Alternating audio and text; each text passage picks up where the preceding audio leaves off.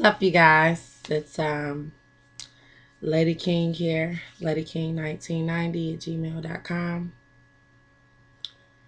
It's been a minute since I made a video. I apologize to my supporters. I've been going through a lot of things, um, you know, like the normal human being. But first thing I just wanted to say um, about Lady King. Not that I should have to explain my name, but I've had a lot of references and people, asking me like, why is your name Lady King? Like, how are you a king and you're a lady? It's not that I'm calling myself a king, it's just that my last name is King, so that goes right along with my email. It was set up for me. Other than that, Happy New Year. I'm late. It's just so many things to talk about. I really don't even know where to start. I'm just always stuck on the African American community. I'm just always stuck on, our place in the world and our place, in our own place, in our home, and how the home was broken down from the beginning, and that's how you target a family. In my own personal opinion, I feel that a man is supposed to be the head of the household. This new generation shit is like women want to be men and men want to be women, want to be. We no longer play roles. We no longer know our place. Uh, Not necessarily in the world, because we can't really worry about our place in the world. We can just worry about our place in our home, which is our sanctuary. If you don't have a home, you don't have a sanctuary, you don't have that dwelling place. You don't have that place for your personal time to build upon yourself and your family. I don't really like to blame people when I'm talking about situations, because regardless who initiated the whole situation of the terrorization of the African American people, which I don't feel that that's our name either. I feel like we are the real Hebrews. We are the chosen ones, and that's something else that I eventually want to talk about also. They basically they took the man out of the household. Um, they took our man away from us. Once you take the man out of the household, you give the woman the power. There's no one to raise. There's no one there to raise the boys. There's no one there to raise the daughters, because the mother is there. The mother is there, and I guess that'll be good enough for the daughter. But um, you really need both parents to have a structured foundation. So they took the man out of the household. Um, I mean, most of us are in prison for, I can't say crimes that we didn't commit, but it's a mass majority of those who didn't commit any crimes and don't even deserve to be in prison. We're in prisons, therefore, we're released from prisons. It's hard to get jobs. It's hard to get jobs. You then want to have to resort in doing something that is considered negative in the law's eyes, whether it be selling drugs or selling something that's not taxable, so the government doesn't see a piece of it. So I feel like we've been shackled. I'm just sick and tired of African Americans believing that the beginning of our existence was slavery. It's like you see these movies, 12 Years a Slave. What's the other one? Django. It's been plenty of other movies before, 2013, 2010 that were based on slavery. And in my mind, I feel like that's like a part of the propaganda to, how do you say, get us back in order. Sort of like remind you that you were a slave. You can be a slave again. And history repeats itself, which really, all in all, I feel like race doesn't really matter, but race was created to be a major barrier to basically keep us from caring about what really matters. And that's our rights, our children, our households. We no longer care about things like that, things that matter. We not only care about jewelry and fashionable clothing and True Religion, Gucci and Louis, and we care about having a car that's been leased. We're leasing a car for $600-700 insurance, and our rent is $300. You know, we're living over our means. We have things put in our face. We're consistently being advertised to. We feel as if we're inadequate if we don't have these things that are shown to us in the shining light that makes us feel like we're more relevant. Everything starts in the home. And that's my main concern. Like I said, if the home isn't right, if you don't have structured foundation, if you don't have discipline, if you don't have respect, manners, etiquette, these are the main, these are basically the main course.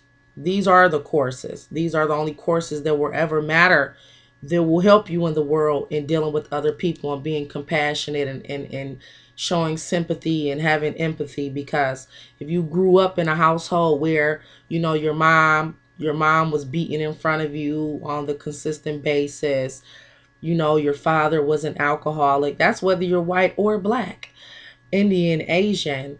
I mean, the sad part about it is that we're always, you know, there's always a magnifying glass being put on us because of our quote unquote history. We can't deny that a lot of the things that we do are out of order, and they are way out of order. And, you know, that's around the time when I would support, you know, Tommy Sotomayor and just some of the things that he would say. You know, just because you support a few opinions from a person doesn't mean that you support everything that comes out of their mouth. But, you know, if it looks like a duck, it quacks like a duck. It walks like a duck. It's a duck. And I hear a lot of people tell me, like, you know, the more that we focus on the negativity, you know, we'll get nowhere.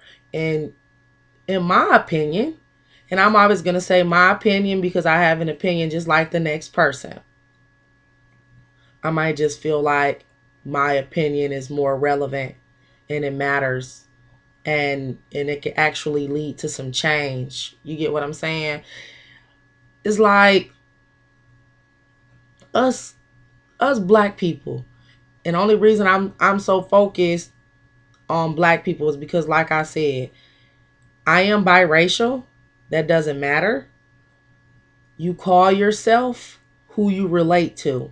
I would say if it was a biracial girl that, you know, maybe had finer hair than mine, or grew up in a suburban area, was a little bit more lighter than me, would say that she's white. I know a lot of biracial guys and girls that choose between the two, and it's not possible, because regardless of what I'm mixed with, whether it be German, Irish, Indian, West African, at the end of the day, I see my skin color, I see where I grew up, I see my friends, I see my family, the people I call my family, the people that I relate to, the struggle that I relate to, the problems that I understand, the pain that I feel, you know, the suffering that I've had to watch and that I've had to endure.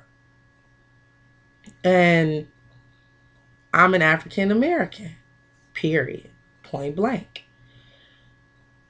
At the same time, I deal with people saying, all of the negative feedback, oh, I couldn't tell you were mixed, or,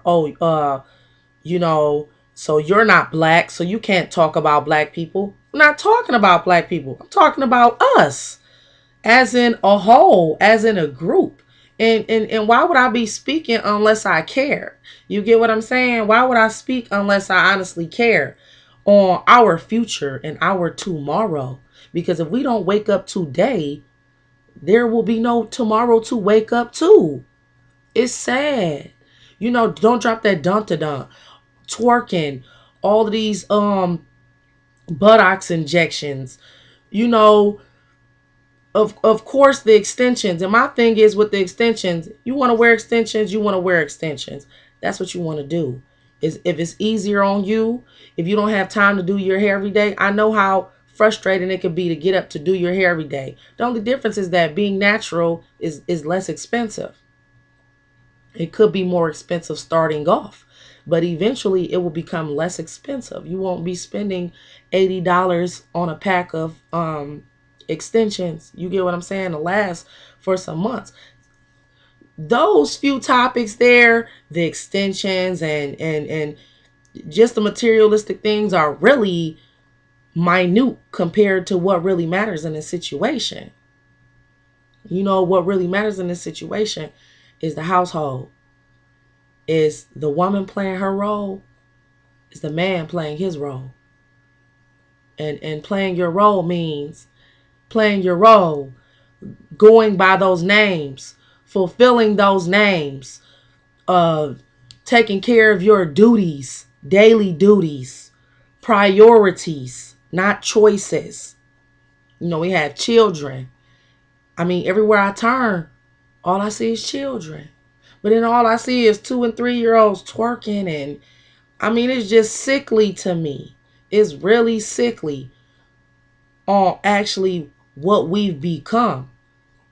To look at people, within the last 60 to 70 years, 50 years, whose lives have been put on the line for equality and for justice for all. It's for all. One thing you realize, Martin Luther King, is that he never criticized Caucasians. You wouldn't catch him more so criticizing. He spoke for us as a whole, as a world, as a country. He loved everybody. And my thing is like, it's not nothing wrong with loving everybody. But at the same time, black people, we're at a position to where we're so fucked right now that all we really need to worry about is ourselves and our communities and what we can do to improve those. That's all we can really worry about. We can't worry about everybody else and what everybody else is doing. And one thing I did realize was so sad about us. It's so sad, strikingly sad. I could actually cry, but I've been dealing with it for so long. I've been watching it for so long that, it's not new. So it's not jerking my emotions, like it did when I first started really paying attention. But we love drama. We love drama. We love it. Down to the talk shows, down to the radio stations. That's all you hear. You listen to a black radio station, it's all you hear is the latest gossip. You're listening to Wendy Williams. All you hear is the latest gossip. She came from the radio station. Now she's on television. Like she has the right to talk about anybody, and she kind of does look like a man. But that's neither here nor there. We just love drama. We feed off into drama. We want to feed into someone saying, oh, you're a fat bitch, and or you're gay, or you're this, or you're that, before we feed into, oh, that's a nice shirt. Where'd you get that shirt from? If there's no feedback there. Or, you're a very pretty woman. You never know. Sometimes people just need stuff like that. People just need to be uplifted. We just need to uplift each other. But we're so focused on our own personal gains that nothing matters but that. And at the same time, we're deteriorating. We're dying out. We're being killed out. We're killing each other. What I'm trying to get you guys to understand is that eventually, when that depopulation isn't enough and it isn't moving fast enough for those who want it to move fast enough, if you understand where I'm coming from, things are just going to get worse and worse, and on purpose. You have to become strong. You have to become stronger to fight back. The longer we stay weak, I mean, that's just like a tooth, you know? If you're not taking care of your teeth, you're not brushing your teeth, you're drinking pop all day, you're chewing gum, eating candy, eating things with sugar in it, eventually that tooth or all of your teeth are going to fall out. And most of the time these things happen sooner than later, which means sooner than you thought it would happen. So the focus is really the home. And when I say the home, I really mean the children, because you know, if it's just you and your spouse and it's not working out and you guys don't think it's going to work out, leave each other. Leave each other. Find happiness within yourself. Find happiness within someone else later.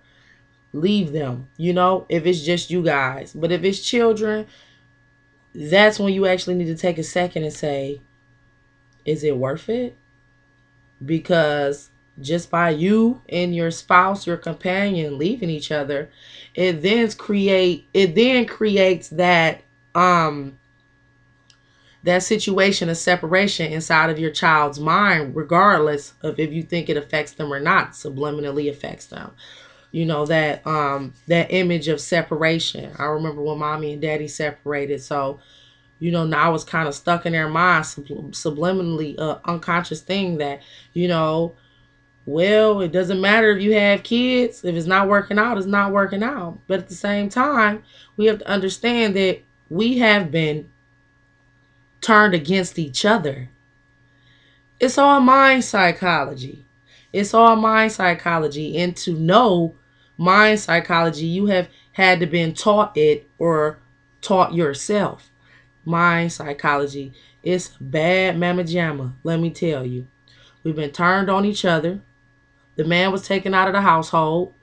The women are now playing the roles of the man and the woman. Even if the man goes and gets a job and he's making about $200 a week, majority of his money is being taken away for his children.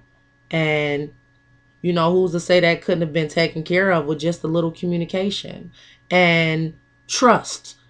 You know, don't just say things and do things.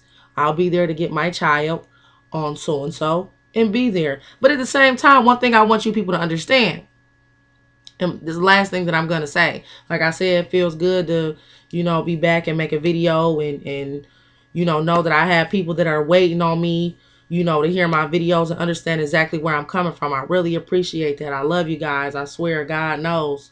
You know, I just really want to get the message out. I want it to spread within all of us. I want all of us to understand how serious the household is, just in general, not just in the Black community, but in every community, in every situation. But right now, this is all we can worry about is just us. No more TV, no more music videos. We need to focus on the family and education and who's going to be our doctors and our nurses tomorrow. You get what I'm saying? Who's going to be the next dentist, the next nurses? Who's going to be working in the schools? Who's going to be the teachers? Who's going to lead the next generations on top of the next generations?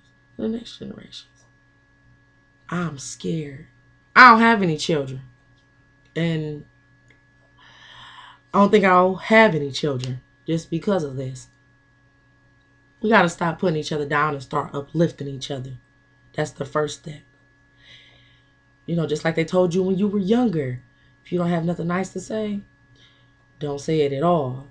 Basically, as in a put down. Don't purposefully put somebody down. If someone asks us to be criticized, they want to be constructively criticized, be a good person, help them out. You know, don't speak from a personal place of anger. Speak from a place of logic.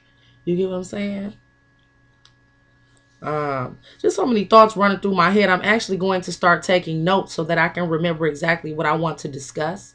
I would prefer, in the comments for us to have actual conversations on how things can be worked on and other topics that I can talk about instead of, the length of my hair or the sound of my voice, or that I have a few tattoos, stuff like that doesn't really matter. All of my tattoos have personal meanings that are close to my heart, and I love them. I don't have anything that doesn't mean anything on my body. I mean, not that I had to explain that to you guys, but I really want to get started on some new stuff. I really think we need to get started on some new stuff.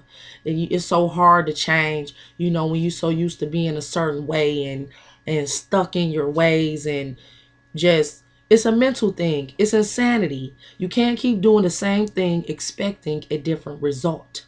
You have to do different things other than what you're used to doing to actually see a different outcome.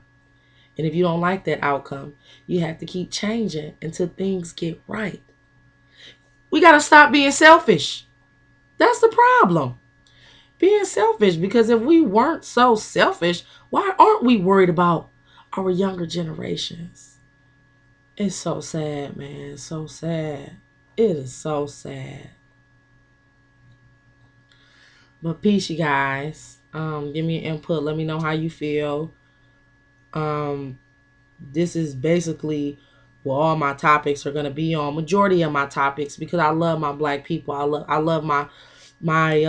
love the real Hebrews. I love who we are. I love how special we are. I want you to understand how special we are, and how we can start obtaining the gifts that we have been given that we don't know that we have, because we've been misled and we're being distracted. Stop being distracted. Focus on what you're here for. Focus on the children. Focus on why we're special, not why they make us feel like we're not special. You know what I'm saying? Peace.